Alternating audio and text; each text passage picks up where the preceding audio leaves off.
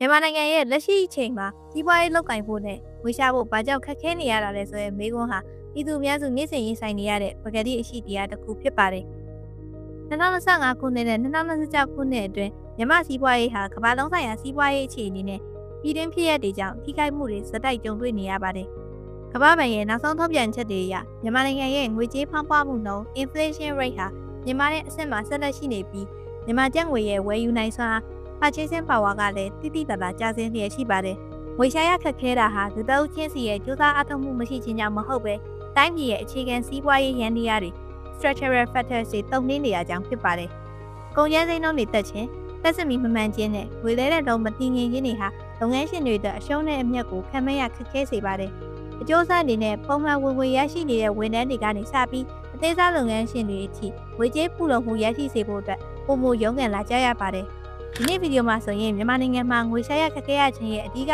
အကြောင်းရင်းတွေကိုစီးပွားရေးရှုထောင့်ကနေရှင်းလင်းတင်ပြသွားမှာဖြစ်ပါတယ်။ပထမတစ်ပိုင်းမှာဆိုရင်မြန်မာနိုင်ငံမှာငွေရှာရခက်ခဲရခြင်းရဲ့အဓိကအကြောင်းရင်းတွေကိုပြောပြပေးသွားပါမယ်။နံပါတ်1ငွေကြေးဖောင်းပွားမှုနဲ့ဝယ်ယူနိုင်စွမ်းကျဆင်းမှု inflation and reduced purchasing power ကုန်စည်နှုန်းတွေအဆမတန်တက်လာတဲ့အတွက်ကြောင့်ပြည်သူတွေရဲ့လက်ဝယ်မှာရှိတဲ့ငွေကြေးဟာတန်ဖိုးလျော့နေသွားပါတယ်။ဥပမာအားဖြင့်ရခင်ကကျပ်1000နဲ့ပစ္စည်း5မျိုးဝယ်နိုင်ပေမဲ့ယခုအခါမှာတော့2မျိုးပဲဝယ်နိုင်တော့တာမျိုးဖြစ်ပါတယ်။လူတွေကစံစီဆေးဝါးလိုမျိုးမရှိမဖြစ်လိုအပ်တဲ့ကုန်စည်တွေကိုသာသုံးစွဲလာကြတဲ့အတွက်ကြောင့်တခြားသောဝန်ဆောင်မှုနဲ့ကုန်သွယ်မှုလုပ်ငန်းတွေမှာရောင်းဝယ်ကျဆင်းသွားပါတယ်။နံပါတ်2နိုင်ငံခြားငွေလဲတဲ့နှုန်းမတည်ငြိမ်မှု exchange rate volatility မြန်မာနိုင်ငံဟာသွင်းကုန် import အပေါ်မှာပဲအလုံးမီခိုနေရတဲ့နိုင်ငံဖြစ်ပါတယ်။ဒေါ်လာဈေးမတည်ငြိမ်တာကသွင်းကုန်ဈေးနှုန်းတွေကိုတက်စေပြီးတော့လုပ်ငန်းတွေအတွက်ကုန်ကျစရိတ်ကိုခံမှန်းရခက်ခဲစေပါတယ်။ဒီနေ့ဝယ်လိုက်တဲ့ပစ္စည်းကိုမနက်ဖြန်ပြန်ရောင်းတဲ့အခါမှာရလာတဲ့မြန်မာကျပ်ငွေနဲ့ကုန်ကျန်းကိုပြန်ဝယ်ဖို့မလောက်တော့တာမျိုးကြုံတွေ့ရလေရှိပါတယ်။ဒါကို capital erosion လို့ခေါ်ပါတယ်။နံပါတ်3သက်စစ်မီးနဲ့လက်ပတ်မှုစရိတ်မြင့်မားခြင်း electricity and operational cost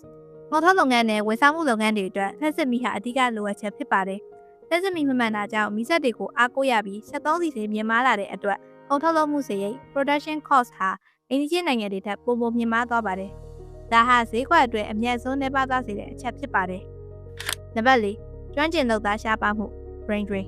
နိုင်ငံအတွင်းမှာရှိတဲ့တက်ကြွပြီးရည်ချင်းရှိတဲ့လူငယ်တွေနဲ့ကျွမ်းကျင်လုပ်သားအများအပြားဟာပြည်ပနိုင်ငံတွေကိုထောက်ခွာသွားကြပါတယ်။လုပ်ငန်းရှင်တွေအတွက်လုပ်ငန်းကိုတိုးချဲ့ဖို့ဒါမှမဟုတ်အရေးသွေးကောင်းမှုစာထုတ်လုပ်ဖို့အတွက်ကျွမ်းကျင်လုပ်သားရှာဖွေရခက်ခဲတာဟာလည်းစီးပွားရေးကြီးထွားမှုကိုတားဆီးထားပါတယ်။နံပါတ်5ဗန်လုပ်ငန်းနဲ့ငွေကြေးတွေပတ်မှုအခက်အခဲများ banking and liquidity issues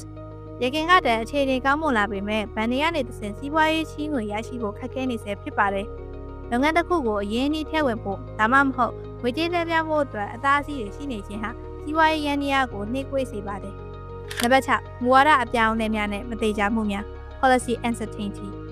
ကုန်သွယ်ရေးမူဝါဒတွေအခွန်စနစ်တွေနဲ့စီးမြင့်စည်းကမ်းတွေမကြာခဏပြောင်းလဲတာဟာရေရှည်ရင်းနှီးမြှုပ်နှံလူသူတွေအတွက်ယုံကြည်မှုလျော့နည်းစေပါတယ်။စီးပွားရေးလောကမှာမတိကျခြင်း uncertainty ဟာငွေရှာဖို့အခက်အခဲဆုံးသောအခြေအနေဖြစ်ပါတယ်။ဒုတိယအပိုင်းအနေနဲ့ဒီအခက်အခဲတွေကြားကနေရုန်းထွက်နိုင်ဖို့အတွက်အကြံပြုချက်များပေးသွားပါမယ်။နံပါတ်1ကျွမ်းကျင်မှုအသစ်တွေသင်ယူခြင်း upskilling and reskilling အခြေခံလုပ်သားဘဝကနေလွန်မြောက်ဖို့အတွက်ခင်းတဲ့အညီ digital ကျွမ်းကျင်မှုတွေဒါမှမဟုတ်ဘာသာစကားတွေကိုသင်ယူပြီးတော့ဝင်ငွေမြင့်မားတဲ့လမ်းကြောင်းတွေကိုရှာဖွေသင့်ပါတယ်။နံပါတ်2ဝင်ငွေလမ်းကြောင်းခွဲခြင်း diversification တစ်ခုတည်းသောဝင်ငွေဥပမာလစာပုံမှာပဲမမီကိုပဲအခြားသောလုပ်ငန်းငယ်တွေဒါမှမဟုတ် online ကနေတစ်ဆင့်ဝန်ဆောင်မှုပေးတာတွေကိုလုပ်ဆောင်သင့်ပါတယ်။နံပါတ်3စုဆောင်းမှုထက်ရင်းနှီးမြှုပ်နှံမှုကိုအာရုံစိုက်ခြင်း investment